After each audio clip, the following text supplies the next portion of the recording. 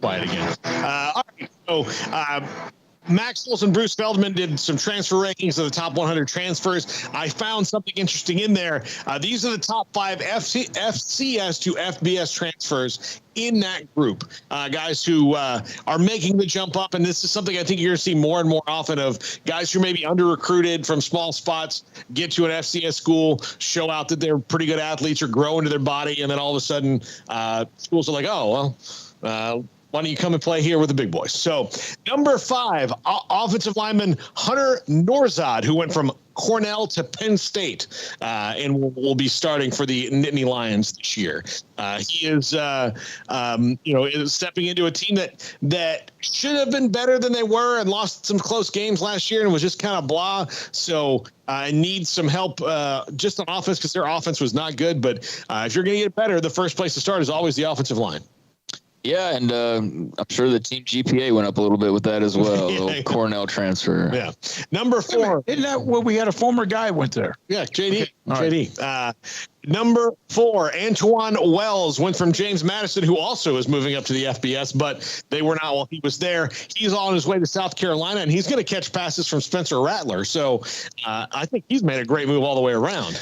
Yeah, I mean, JMU is a terrific program. I mean, they are going to be fascinating to see at this, step up level, kind of how they, how they blend in early on and how they, acclimate, I guess is the word I was looking for. But I have no doubts they're a very well-run program, and obviously they're not going to win national titles the way that they were anytime soon, but they should be solid. So somebody coming from a program like that, they're on the, the right trajectory, and it's very interesting. I'm curious to see what James Madison does this year. Yeah. And okay, let's see. Number 3, Tyler Hudson, Central Arkansas to Louisville. Okay, let's go back for a second. I lost my train of thought. Excited to see what James Madison does, but I'm also excited to see what South Carolina does because of Rattler and him being at the quarterback spot. So him having another weapon and somebody from JMU who's going to be sturdy is going to be no doubt good. But I am fascinated because South Carolina somehow sort of flying under the radar because there's just so many teams in the SEC that are of note or of interest. So it probably is a good thing for him in the long run. But sorry, go back to that next one. Number 3, wide receiver Tyler Hudson goes from Central Arkansas to Louisville. He's playing with McNeely Cunningham, who is an ACC Player of the Year candidate. Yeah, he was sensational at times, and there's going to be a lot of hype for him as well. So yeah, Louisville's going to be interesting just to watch the quarterback play. Yeah.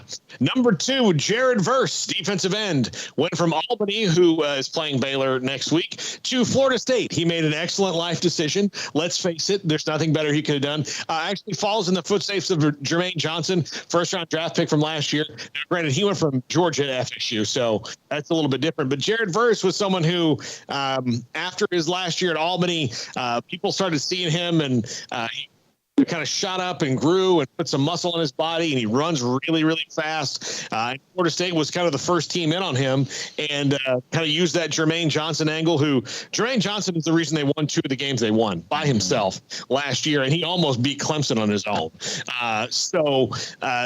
I think Jared Verse steps in and helps the team that needs to get to a bowl. Hey, you said it. You're the FSU fan. Yeah. And number 1, the most exciting and interesting one, Cameron Ward, Incarnate Word in San Antonio, up to WAZZU, follows his offensive coordinator, Eric Morris, who is now there at WAZZU. And this is a guy who put up some numbers last year and feels like he can do it in the Pac-12. And WAZZU getting a lot of hype because of it. Yeah. Or at least some more expectations. Yeah. I wouldn't know about hype, but there's at least some optimism and some feel good, and obviously not the best situations with how their last coaching transition worked, so trying to get through all of that and get on the other side of it, great pickup for them. And I mean, Incarnate Word, we don't talk about them much down here in Texas. They're lower level, if you will. They're down there in San Antonio, but overshadowed by UTSA and what they've got going on, not to mention all the other big programs that have big carve outs in San Antonio. So GJ's there now, right? Yeah, I believe he is. GJ Eric Morris was there, I'm curious to see him play. I haven't seen a ton of him, seen highlights and whatnot, but there's a lot of buzz about him. So, yeah, if he lives up to the buzz, then that bodes very, very well for WAZZU as they start to try to kick off this new era. Pinned at the top of the premium section is our segment with Jared McVay, who joined us earlier today from the McPlay and a lot of what's going on in his life since then and afterwards as well. Okay, Garrett Ross back at our studio. He has to get to a high school game. We are at High School Stadium, Panther Stadium, Midway in Mansfield.